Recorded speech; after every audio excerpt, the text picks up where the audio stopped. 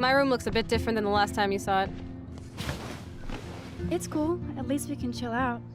This isn't exactly my chill-out zone. My step-Fuhrer makes sure of that.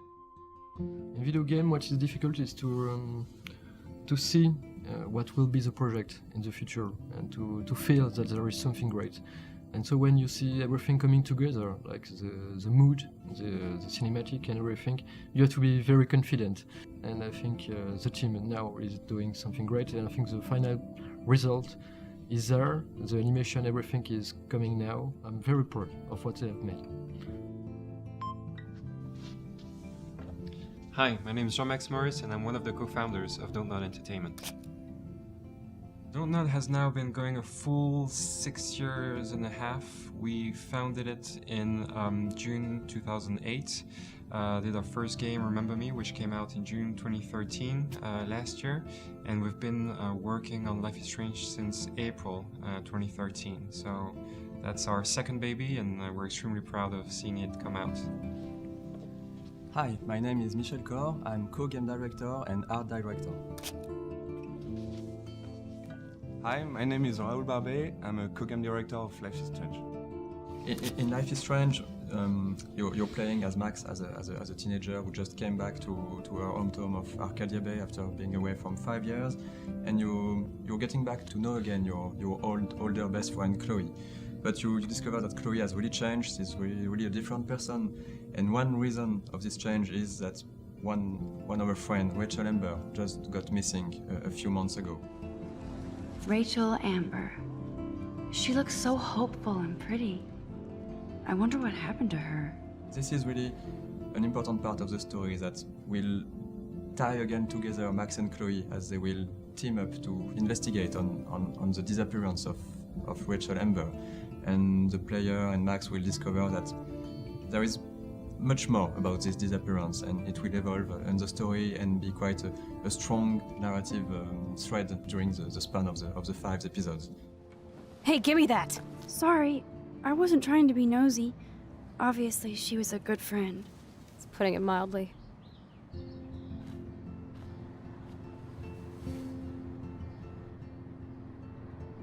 So, who is she? Do you mind talking about her? Rachel Amber.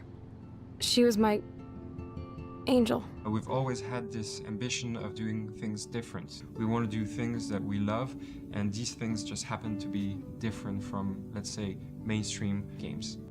A few years ago, we have worked on Remember Me, and so there was a huge concept. It was called the Memory Remix, and we were thinking that there's something to be done, and there was lots of discussion between us on how it could be so cool if there is a game with rewind feature when you can do it whenever you want. We saw that this mechanism of going back in time could be really interesting to use it on a whole game, and we were really fan of adventure games, and we saw that having an heavy narrative game with this mechanism of going back in time could be really interesting. Whoa! We wanted to let the player having those choices to make. All those choices and actions, or even dialogue choices, could have small consequences or bigger ones. Having this power will bring this story to, I think, another layer and will really give something strong to this story. This is the era in your life where you're making all the choices that are going to define yourself as a human being. Of course, when you make choices, you will have maybe you think good consequences. 2 days after, maybe it will have very bad consequences. What's interesting in Life is Strange and what differentiates us is we are dealing with choices that the player could have been in the position to make. The scope of those choices will ramp up during the game, and we have those butterfly effect consequences which will grow darker and darker, but really it's a matter of putting the player in a position to make choices that could matter. Hi, I'm Luc Begadous, the producer. We have a lot of challenges in this game. First, it's an episodic game. It's the first for us, it's the first for Square Enix. It seems like an easy idea because you have this small part of the game, but in fact it's quite complex because a lot of stuff needs to be ready when you release the first episode, because you will be able to add content but not adding a lot of features. Everyone has to work in parallel on different tasks, and it can be complicated to manage. We knew from the beginning that we wanted this game to be episodic, like a TV show, so we really started to write this as a series of events and of key moments.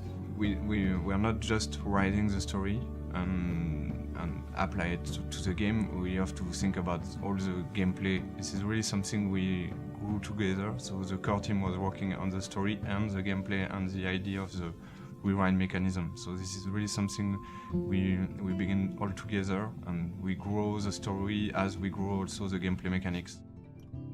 The feel just, came about by itself. We're big fans of independent movies, Sundance or Tribeca, or we like those movies. We just looked at those, and we didn't go to them as direct inspiration, but they're definitely in the background, and I think that shows a lot in the game. I think really the word nostalgia was one of the first keywords we put when we created the game. Our game is about time with the rewind. We are dealing about a coming-of-age story, and really there is always this fight between the present and the past with those subjects. In the high school, we have the teenagers who have their smartphones. They are always posting everything on social media or taking pictures with their smartphones. And on the other hand, we also have characters who are more nostalgic, and Max, the main character, is one of those characters. She got an unwritten diary. Yes, she likes to take notes, and Chloe, her best friend, still living sometimes in the past with stuff she got from her parents, and it's important for our game to blend those two different worlds and to show the contrast and the passing of time. It's about identity. It's about how we become who we are, but it's from a totally different angle. It's the analog angle. It's the pictures, that you lay on the floor. Mostly indie games have chosen to talk about social issues and everyday life problems, and this is, I think, something really important for media. We want to see what is really everyday life in a small town. What are the problem of unemployment, the alcoholism. A lot of the teenagers see those problems, and they, of course, have their own. You've got some social bullying. You've got some violence also in the high school world. So all those problems and those social issues are very, very important, and we want to have them in the game and to talk about them. You don't have anything smart to say now, do you? Get the hell away from her, man. Stop harassing my friends. Those subjects will interest the player because there is really this will for something different. Square were basically the only publisher that didn't want to change a single thing about the game. We had other publishers telling us, make it a male lead character. And Square didn't even question that once. It felt natural to have Max as a female character for this game. Max is a bit shy, but she's also a bit different. So we wanted for her to define the way she's moving. She's not all flashy like Chloe, she has more subtle movements. And for Chloe, on the other way, with the motion capture actress, we asked her to be much more like dancing, moving. Max and Chloe are really different, but they're also opposite and complementary at the same way. So I think one is not good without the other. There will be, of course, progression in the character arcs, and we won't spoil it, but we'll see a lot of changes in both characters. I love Chloe. I like the way she interacts with Max, and this kind of friend you have, and you don't have your choice of life at all, but you can change yours. Favorite part in my job is when I feel, everyone is working in the same direction. I have worked with the team at clarifying, and when I'm able to step out the studio's door and go to the publishers and basically speak in one voice, nothing political. This is the great game that we're working on together, and it's crystal clear where we're going.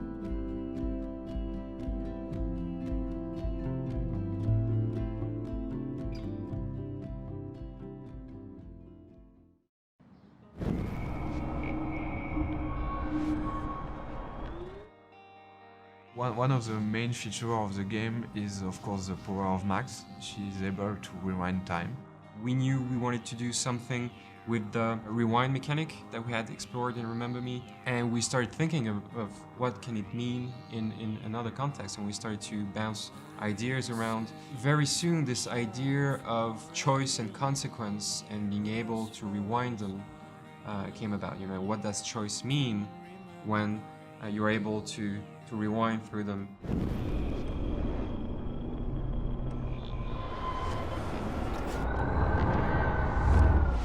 We really wanted to have the player feel powerful also with his power, and to really feel that he can change the things and come back in time. The game could exist without the rewind. It could be an classic adventure game, really interesting, I think, but this new layer allows the player to have a different experience, be able to see the direct consequence of a different choice. You could be happy with the outcome of the first episode, how it ends, and regret maybe later your choices and wish you have do something different. The player will want to have several walkthroughs to make sure they see all the outcomes. When you're dealing with some time travel, you need to define clear rules in order to be sure that it's working within the frame of your story of your game.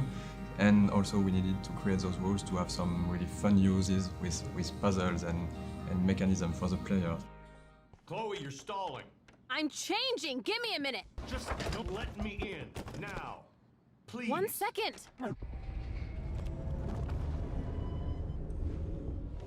I'm changing! Give me a minute! Please. 1 second! My bra is stuck. I'm not screwing around, soldier.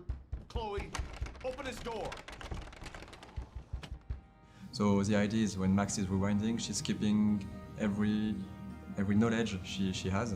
A bit like in the movie Groundhog Day, when I just spoke to you, I rewind, I remember everything you told me, and I can use it again when talking to you.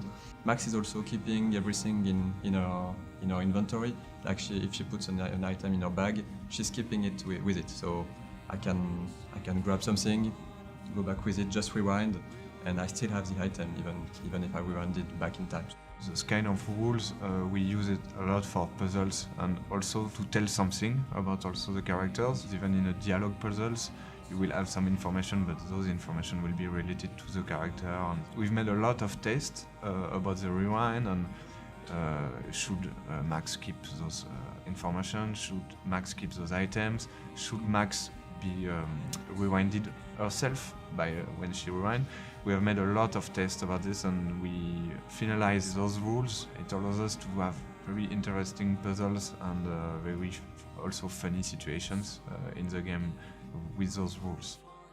Max is not moving when she rewinds. This is also for the player something much more powerful to be in a scene, to rewind the scene and to see all rewinded instead of being rewinded. Of course, we keep this rule since the beginning, nearly the beginning. The guys in the beginning were saying perhaps it could be better not to have it in the game, but we insist and we find the proper solution. And also for the artistic style, it's great. It's so crazy to see it, and Max also from the beginning, and what she is now is amazing. The work they have done is I'm just happy. Yeah, it was my little input and they have done something great, so it's magic.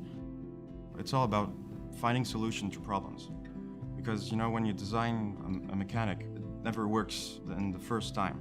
So even though it might sound cool, like the rewind gameplay, it's only when you put it in the game and you test it and then you find that it's flawed that you can iterate again on it, and that's really cool to improve stuff that we designed before. The rewind power is giving nightmares to developers and to level designers, but at the end it's a very powerful tool for Max and also of course for the player. I remember a lot of design discussions the guys had, very complex discussions about the impact of the rewind, what you can do, what you cannot do, how the player will understand the rewind, and yeah, it's a challenge because as this is something that doesn't exist, it's science fiction, you have to make it consistent. At first, when I started production, the scope of the game was pretty small, and we were like only 2 or 3 designers on the team, and by the time when time passed on, we were like 10 designers, and we cranked really the quality of the game. For the player, using this power is really something unique because you can rewind all a scene, so all the animation of a scene, all the particles, all the effects of a scene, all the sound of the scene. Can you give me an example of a Man, I photographer cannot who believe perfectly this. captured the human condition in black and white? Okay, if I'm crazy, Anybody? I might as well go all the way. Bueller? Can I actually reverse time? Since Max is a photographer and the visual of the game are linked to this photographic feeling and also nostalgic feeling, for the rewind effect we developed some new post processes and new visual effect, looking like the film is burning when you reach the limit of your power, when Max is getting some headaches because she cannot rewind further in time, or when she's rewinding we have this double exposure feeling, like two different times are overlapping or framing at the same moment. So we are using all those visual effects to give a nice feeling with the rewind, to really show the player that is going back in time and to be something quite rewarding and really cool to look at when you're rewinding. The camera burn effect is present, and there is an overlay of light leaks, like in a broken camera, and it presents a twirl effect. As if the celluloid, the film, is twisted away before burning. We add on top of that a layer of burning, and this is achieved by using screen space particles that overlaps. During this effect, Max is rendered as a blurred ghost, and the blurred effect is composited on top of the scene, but slightly offset, like it was a composition of photography. What we want to achieve is to see a reminiscence of Max. It's not the actual Max, but to overprint a ghost of what she has done previously. It's still a story of a character with a rewind power, so there is this story arc that is quite sci-fi, but there is also all those elements of real life that we wanted to deal with, and that's why the game is called Life is Strange. It's also something that's really important for us to talk about those real characters and real issues with that some of our players might have experienced themselves already. Seeing people play the game will be the best reward. We've made some playtests, we've seen people giving us their feedbacks, and as soon as you see someone doing a specific thing that's a part of the gameplay that's not mandatory, you see people explore, people enjoying small stuff, smiling, having fun. It's the best feeling you can have. Life is not always so easy. Life is strange, and so you have to grow. And I think the game will help people grow, and I think it will help also video game to grow in a way. It's perhaps pretentious, but we want to bring the independent video game to our industry, and I think there is a huge place for it, and I think it will be very successful. Thanks to Square Enix, who were the first to believe in the project.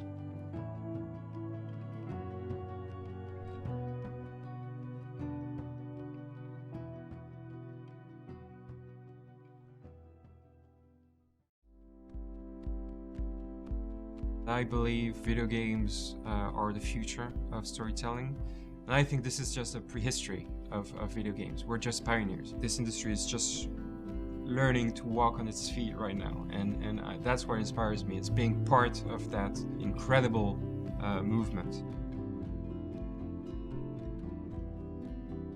This was my real father's camera. I want you to have it. That's so cool you remembered my birthday. But I can't take this. Of course you can. My dad would be pissed if I never used it, and now I know it'll be used awesomely. And I'll snag this picture as a symbol of our reunion. Cool? Since the beginning, we knew that we wanted to have some licensed titles. This is really something important for us because of the mood of the game and the nostalgic feeling we wanted to have. As we're a French company, we wanted to work with a French artist. A song, I think sometimes more than a score, give really something unique to a scene. We managed to have a blend between licensing tracks that we bought and original scoring made by Jonathan Morali. We knew that he has made some soundtracks for movies, but he has never done any video games before. We use also 2 tracks from Sin Matters band, and of course we wanted to have also other tracks from other artists, because following the same idea that for each episode you will have new songs, but for episode 1 we will have a song from Gonzalez. We are very proud to have a song from Gonzalez. You play Gonzalez in the FE, and when you go back playing your guitar, Max will play the same thing as Gonzalez, with her own guitar.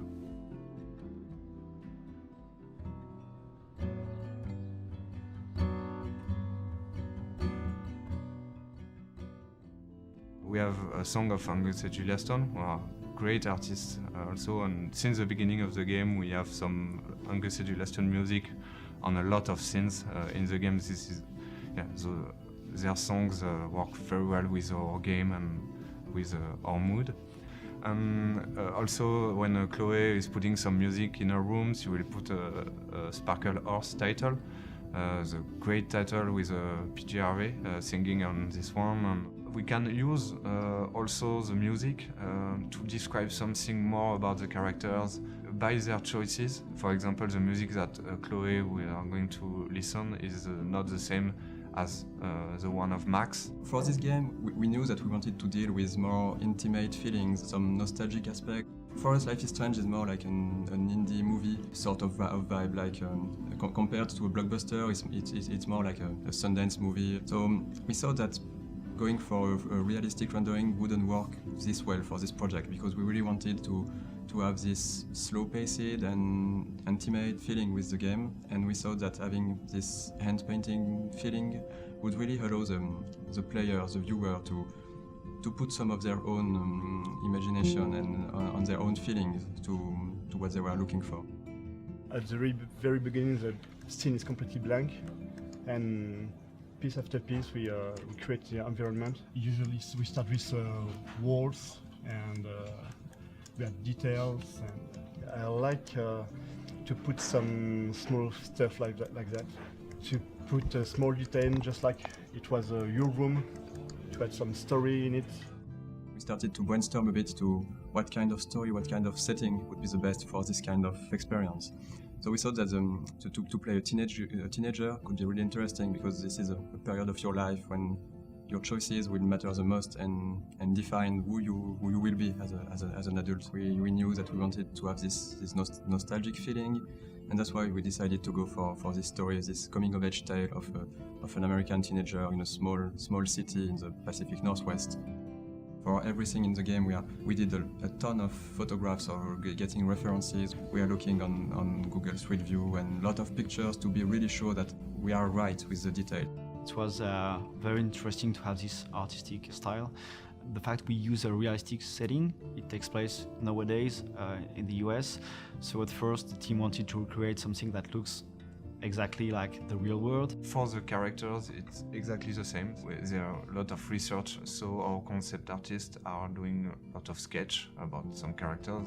We have all imagined those characters. When we read the script, we imagine them all in our own way, so it's not always the same, but we try to be sure that the player will feel them the way we want them to feel those characters. When you're looking at an overly realistic picture, there is no room for imagination at all. You just see everything in a crude light.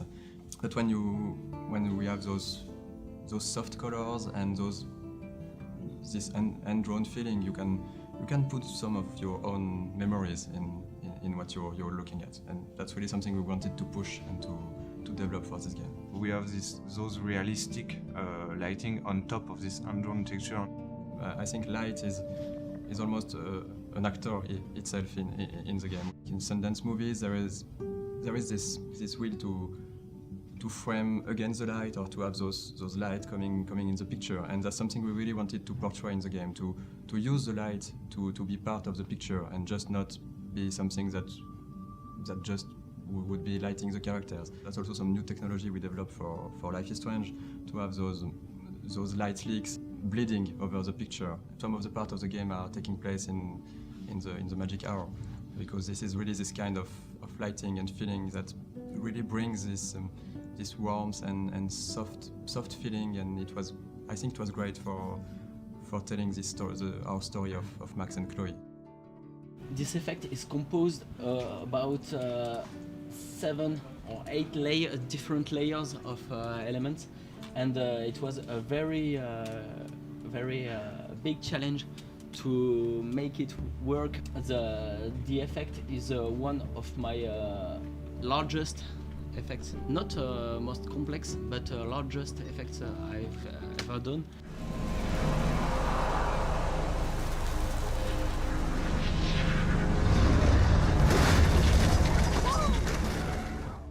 the writer is based in the US. The script he creates is we're very proud of it. Yesterday, the audio director for the VO sessions said once again that he loved the script. She looks like a model. That was her plan. Our plan. Get the hell out of Bigfootville and into Los Angeles. What about your mom? What did Joyce think about all this? In a game with such a heavy narratively driven game, voiceover, voice acting is really, really important. And we really wanted the voice actors to be American. And so we looked for a different studio, and we decided to went for a studio located in Los Angeles, working with American actors. We attend remotely the sessions in Hollywood, in Los Angeles. So we have a day that starts 10, and around 6 p.m. we have to start the second day of the day and attend the recording session until 3 a.m. I say we have some really, really talented voice actors with the game. We're really happy with them. The actress playing Chloe her name is Ashley Birch, and she's quite famous in the video game industry because she's making a lot of videos calling Watcha playing Hatch. Hey Hash. We're really happy at what she brings and all the actors brings to the characters. When we record the session, they give something more to the characters. Each session is really something unique, having this quality for the game. We are really, really happy with the voice actress we have for Max. Her name is Hannah Tell. We're really, really happy with the way she's portraying Max. What's great is that everyone's enjoying this game right now. It's very different from what you're used to see. I myself, I smile when I play the game, when I discover some hidden stuff I hadn't seen. We have a lot of Easter eggs hidden here and there, and it's really an enjoyable experience. We've now basically gathered an extremely talented pool of producers, animators, game designers, level designers, concept artists, sound designers. Everywhere in this building you'll see extremely talented people.